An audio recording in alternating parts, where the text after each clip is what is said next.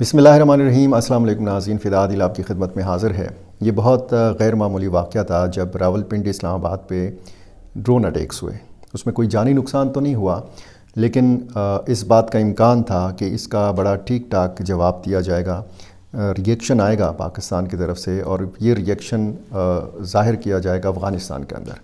वही हुआ, और मैंने आपको पिछली एक वीडियो में बताया था जब रावलपिंडी इस्लामाबाद पर ड्रोन हमले हुए थे कि अगले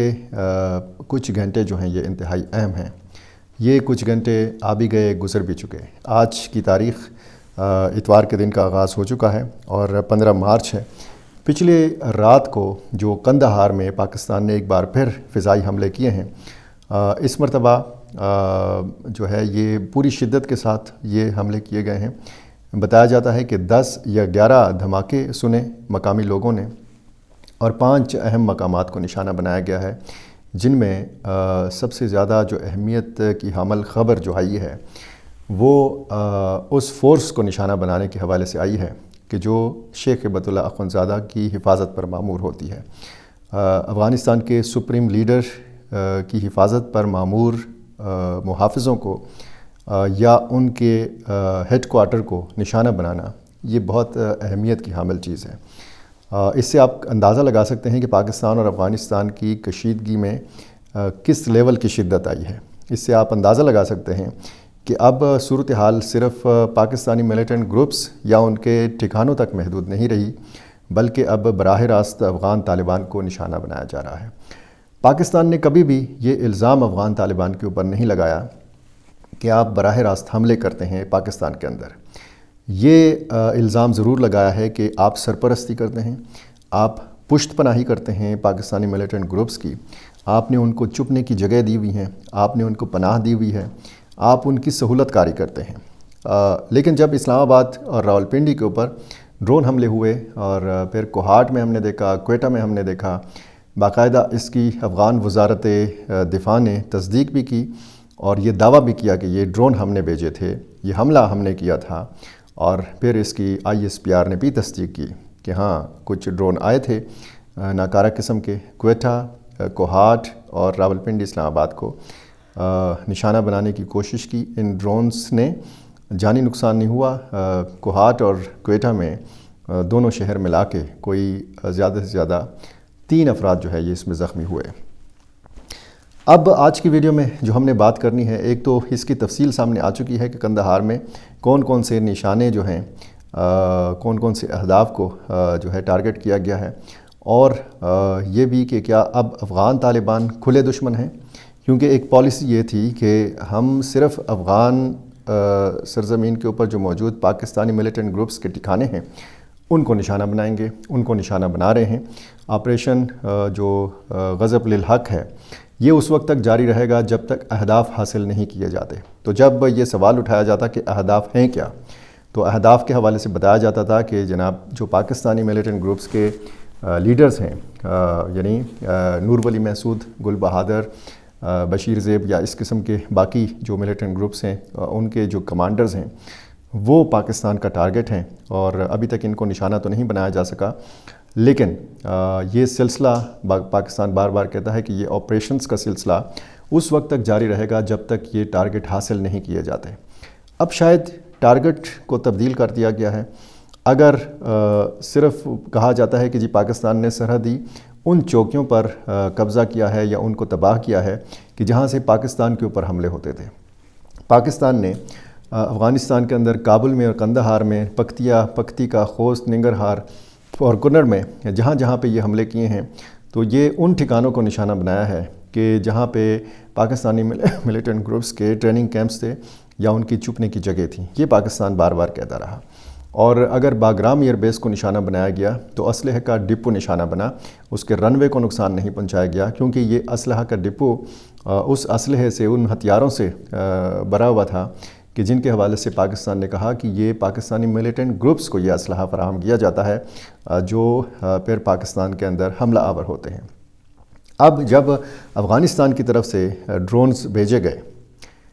ये मौसर थे या ये नाकारा थे, ये अलग एक बहस है, लेकिन ये सवाल ज़रूर उठाया गया کہ یہ ڈرونز افغانستان کو فراہم کس نے کیے، یہ کون سے ڈرونز تھے، کون سی ٹیکنالوجی اس میں استعمال ہوئی ہے، اور اس میں اب تحقیقات جو ہیں وہ تو جاری ہیں،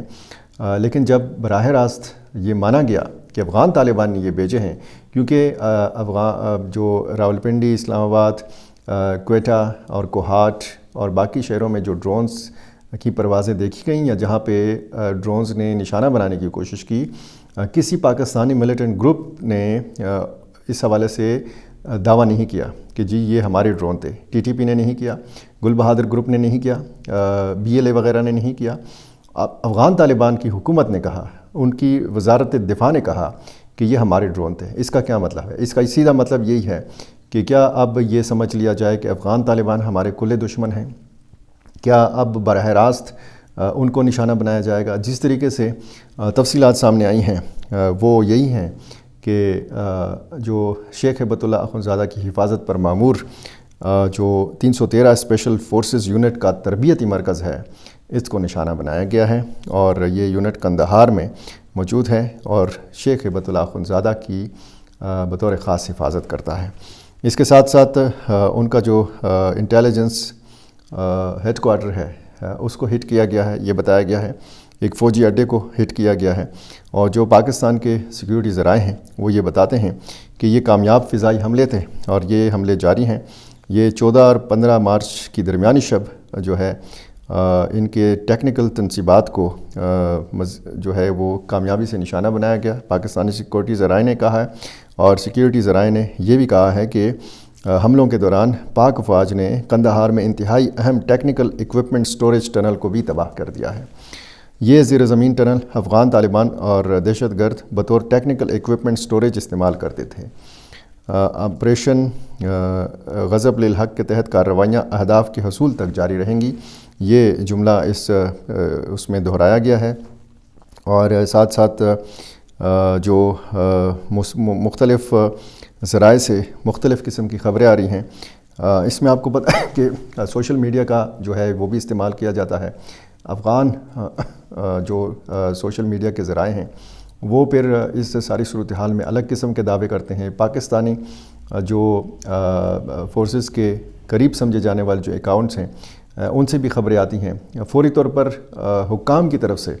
باقاعدہ طور پر باضابطہ طور پر کچھ نہیں بتایا جاتا۔ ذرائع کے حوالے سے خبر آ جاتی ہے، میڈیا میں بھی چیز آ جاتی ہے، انٹرنیشنل میڈیا ظاہر ہے کہ اس کے معاملے پہ نظر رکھے ہوئے ہے،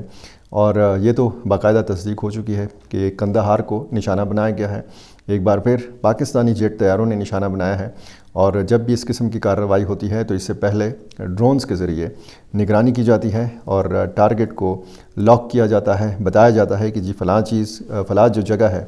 یہ فلاں چیز کا ہیڈ کوارٹر ہے اور یہ اتنی اہمیت کا حامل ہے اور اس کو نشانہ بنایا جانا ہے۔ یہ ساری صورتحال بتاتی ہے کہ پاکستان اور افغانستان کی کشیدگی میں مزید اضافہ ہوا ہے۔ ایک طرف ہم دیکھتے ہیں کہ ترکی اور چین سرگرم ہیں، اور چین نے بڑی پھرتی کا مظاہرہ کیا ہے۔ حالیہ 1-2 دنوں میں ہم نے دیکھا کہ جو افغان وزیر خارجہ ہیں ان کی بات ہوئی چین کے وزیر خارجہ سے، چین کے وزیر خارجہ نے پاکستانی حکام سے بات کی، کیونکہ اس ساری لڑائی میں، اس سارے معاملے میں صرف پاکستان اور افغانستان متاثر نہیں ہو رہے، چین کے مفادات کو بھی نقصان پہنچ رہا ہے۔ چین کے مفادات پاکستان میں بھی ہیں اور چین کے مفادات افغانستان کے اندر بھی ہیں۔ تو یہ کسی اور ویڈیو میں اس پہ بات کر لیتے ہیں